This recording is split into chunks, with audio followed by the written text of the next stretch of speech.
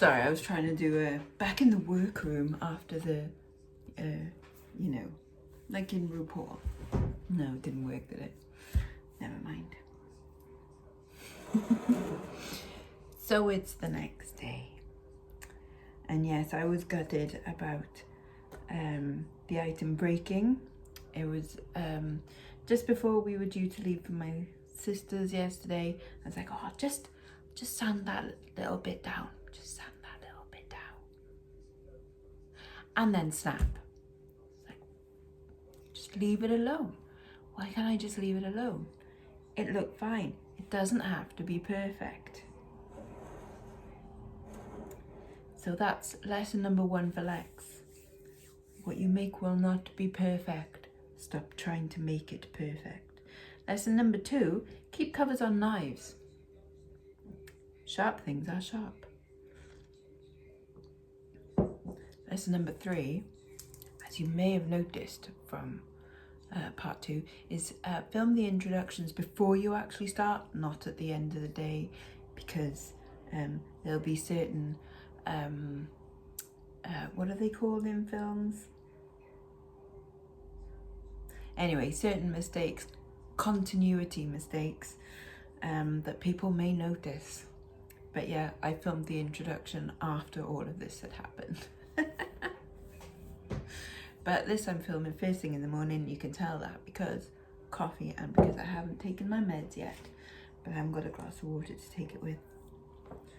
So yeah, pretty gutted that that it broke, but again, just before I left for my sister's, what I did is I whacked a bunch of clay over the joint and pasted them together, and although it is not perfect, kintsugi, it is at least stronger than what it was before. I also put a bit at the top as well, because I was like, oh, I haven't made a bail, how am I going to do a bail? But I figure if I just join the top, it has this lovely kind of, again, it's referring back to that like lotus flower in a way, and I think that bit of it is very kind of almost Indian inspired. So we've got little elements of everything, haven't we? Isn't that nice? This, it's surprisingly heavy, because you keep forgetting that is silver with just some compound. It's not clay, it's not like paper clay. That is silver. It will shrink slightly, like 10%. But yeah, it's mad, isn't it? Right. Today is about obviously firing that and making it into an actual silver piece of jewellery. But then also, what stone is it gonna protect? Indeedy. Right. Anyways, coffee and meds, and I'll be back in a bit.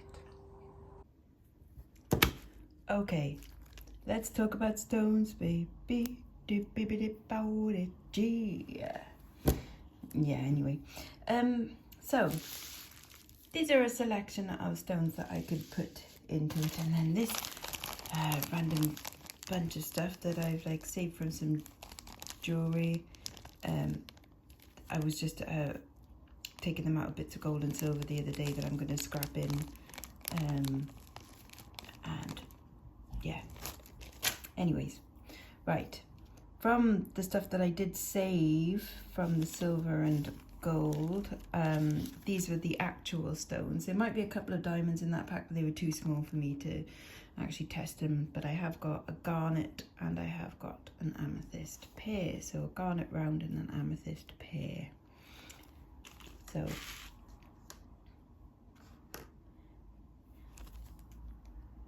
we're just gonna see if any of them would kind of work, and I don't think either of them would. I've made a little code on them. So if there's a cross, it means that it can't be fired in the kiln. If there's a tick, it means it can be fired openly in the kiln, so just like on the tray. If it's a tick inside a circle, it means it has to be carbon fired, which means it needs like a layer of like the black carbon stuff and in a tin to be able to fire it so that it reduces the amount of oxygen and stuff, I think. Yeah, so anyway, so amethyst and garnet there. I've got some opals, but they can't be fired. I've got some tsavorite, which can be carbon fired, and I do love the tsavorite, but too small for this. I've got some rubies, which can be fired, again carbon fired, and possibly the oval one might work well in there. I've got some natural emerald, which is, you know, do you remember, I don't know if you saw when Dawn sent me some pretty rings, and one of them was an emerald. Well, I like the green colour so much that I went and bought some. And they would fit in there quite nice, but it doesn't fit the theme, so no. Round rough ruby. I'm definitely making something with that at some point. It can be fired. Again, it's got to be carbon fired. I think that's the technical term for it. I'm making that as the technical term for it now. So I know what I mean. But yeah, no. Not for this one. It just would look weird. This I got from the Jewellery Maker channel. It's got a certificate of authenticity as well, which is quite fancy, isn't it? So that's again was that a Rose de Maroc, amethyst and peridot. The amethyst can't be fired, the peridot can, but again they don't fit the theme and they're the wrong shape. Oh, and those are the authenticity certificates for the rubies.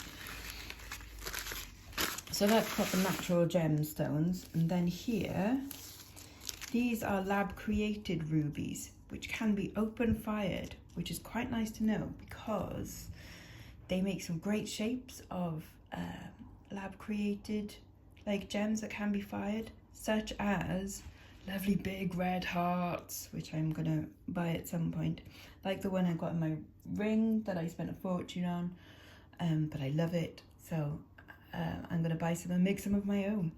But yeah, so some lab created ruby rounds which can be fired is a possibility, but I think still the wrong shape for this.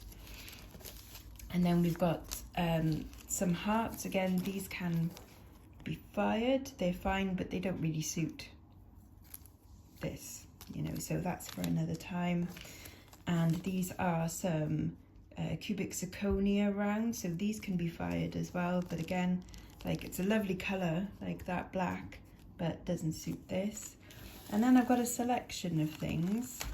So these were just like a random selection of gems. So we've got like 4mm round gems, and then these are, there you go, mixed colors and sizes in there. These are all cubic zirconia, and these are 5mm rounds, lots of nice colors in there. And then these are mix of shapes. Now you see that one there, this marquise cut, that has got potential. Like, that's quite nice, and that looks a bit flame. It's got a lovely sparkle to it, and it's kind of the right shape for in there. So that's got potential. So I'm going to leave that one out.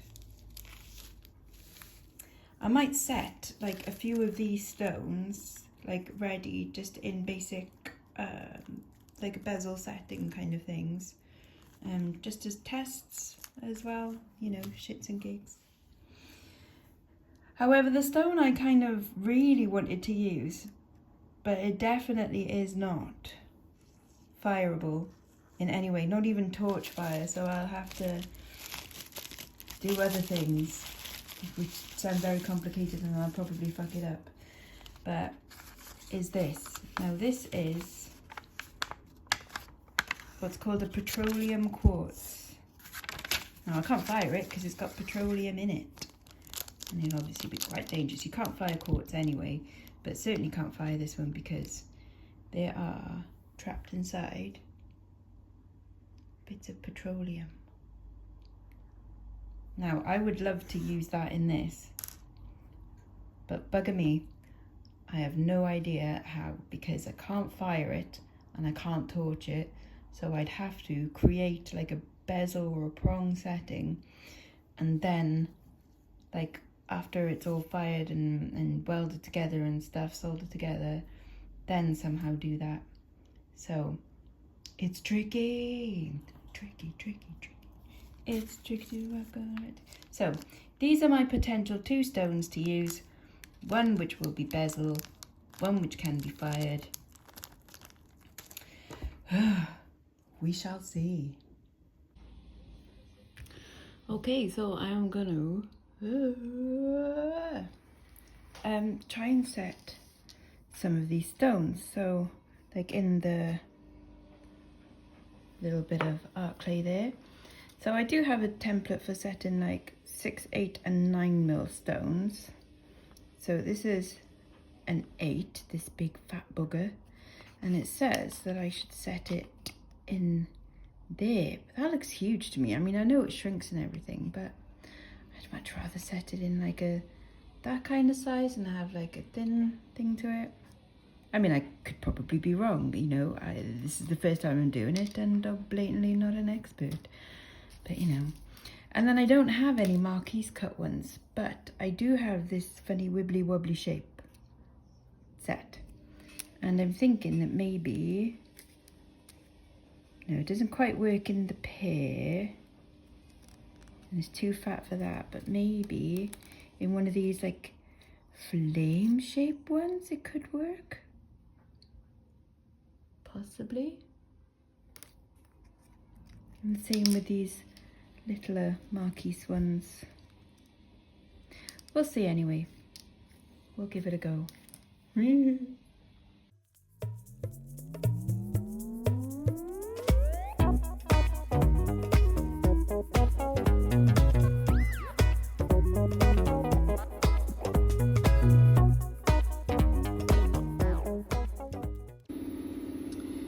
Right, so I have set these, bezel set that big round red one, and then this one which is a bugger to stay in, this marquise one, because I couldn't use the templates in the end, so I actually just had to hand cut it out, and now it won't stay in properly.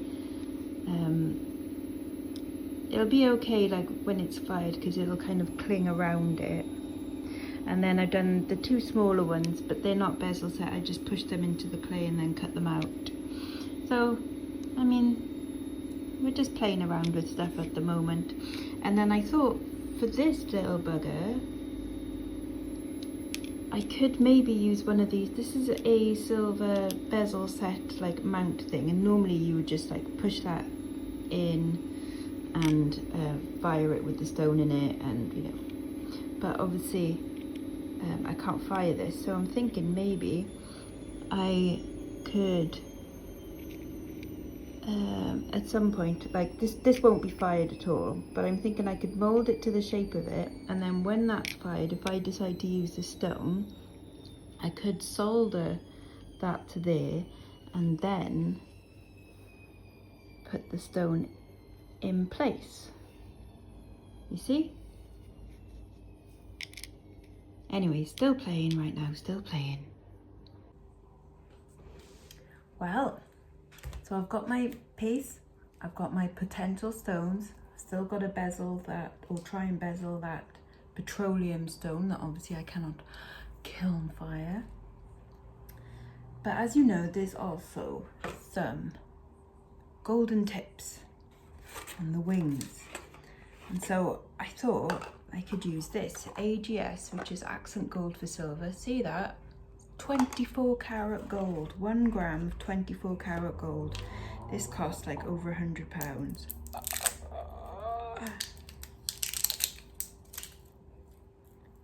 It's in here. Let's have a look. This is where I drop it everywhere. Oh my god, it is literally just a powder. Crikey. Right. Now it comes with a little dropper, and it says that I have to Mix it with 16 drops of distilled water and stir for a few minutes to achieve a syrupy consistency. I don't think I've got any distilled water. Now you see, the thing is, I could order some, say like Amazon. Oh, I wonder if I could Amazon it, but it means I would have to go on after firing, which is a little bit more difficult than just doing it now. So let's have a little look, like, what is distilled water? How to make distilled water at home. That's a video.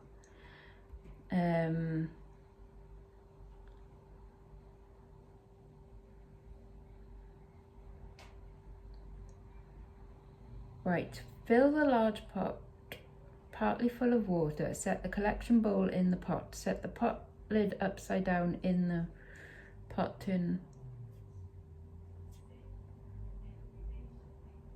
Is boiled water boiled? Including minerals. Okay, I'm gonna do something really stupid and just use boiled water. I mean, it'll obviously have some of the chemicals in it, but I'm crazy. So what I'm gonna do is I'm not gonna do all of this. Obviously, this is £100 worth of stuff. So I'm gonna take a smidge out and add a drop of boiled water, boiled and cooled water, and yeah, do it that way. What am I doing?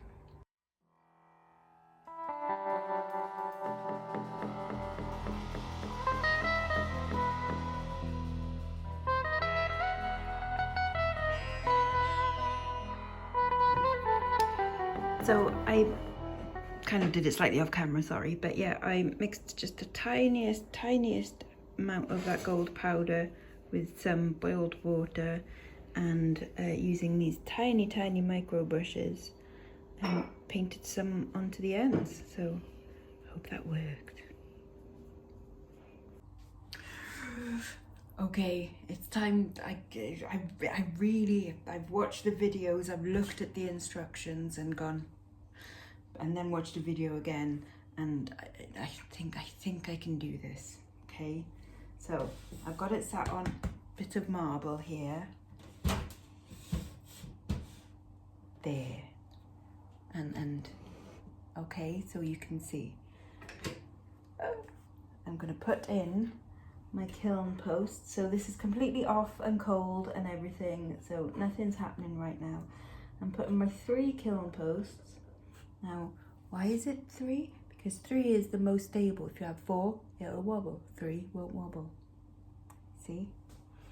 And I'm gonna fire them in 2 separate things. So things with stones I'm gonna do separate, but I'm gonna do obviously this one first. So the gold bit is all dried on there and everything. So I'm gonna pop that little thing in there and just make sure that, yes, I've got enough space for me to be able to tong it and take it out. Now, they said on the first firing, there might be a bit of smoke and things, so that's gonna be fun. Right, so let's close it. It doesn't like lock or anything, it's literally just that's it, which seems a bit like, I want it to ka-chung, like a safe kind of thing, but no. Right, now I'm going to plug it in.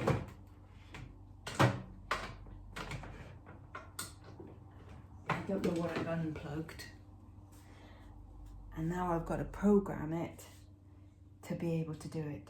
So I'll be back in a bit because it makes really loud noises and stuff apparently.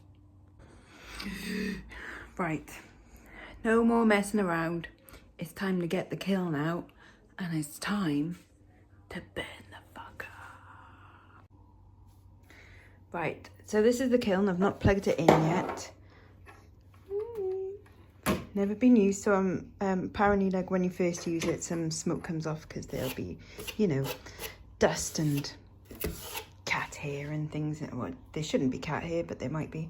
Everything here is cat hair. but there'll be stuff that will burn off a little bit. I've got, this is a block, like a cooling block thing, that when I take the items out of, they can go on there and cool down. Those are kiln posts, and then I've got like a little tray to go on top of that, that my fireable things will go on. These are door tongs to take it out of. There's my heat-proof gloves, and then there's my goggles. And there are the bloody instructions.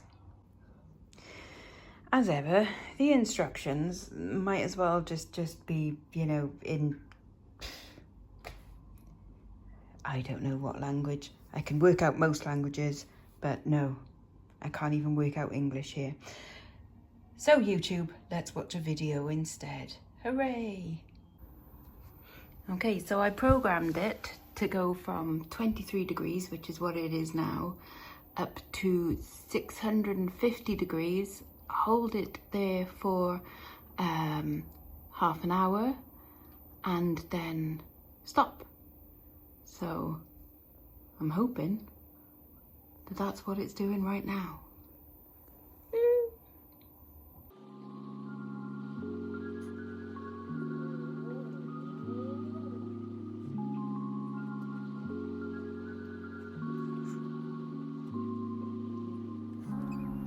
Right, it's now at temperature, so in there it's at about 650 something degrees, and yeah, 30 minutes to wait.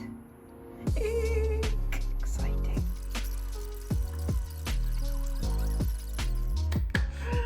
So it's done. The kiln is off, forks at the ready, glasses on. Gonna get tuck gloves on just in case.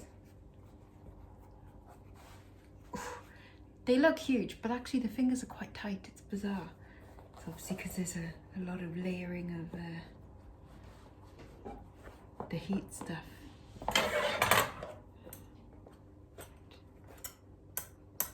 Okay, here goes.